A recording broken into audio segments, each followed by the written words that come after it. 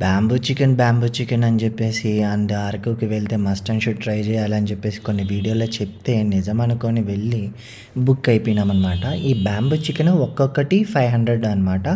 మేము నలుగురు వెళ్ళాము, 2 తీసుకున్నాము. వాళ్ళు ఏం చెప్పారంటే, సార్ ఒకవేళ మీకు సరిపోకపోతే మేము వెజ్ మీల్స్ అనేది కాంప్లిమెంటరీగా ఇస్తాము.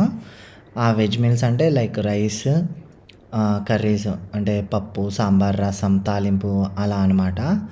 సరే కావాలా బ్యాంబూ చికెను సూపర్ ఉంటుందని చెప్పేసి అనుకున్నాము. చూస్తున్నారు కదా వాళ్ళు దాంట్లో నుంచి తీసి వేస్తుంటే ఆహా ఎప్పుడెప్పుడు తినాలా అన్నంత రేంజ్లో అనుకున్నాను. బట్ తిన్న తర్వాత అర్థమైంది మామూలు రెస్టారెంట్కి వెళ్ళేసి నార్మల్ చికెన్ బిర్యానీ ఆర్డర్ చేసుకుని తిన్నా కానీ బాగుండేదేమో అని.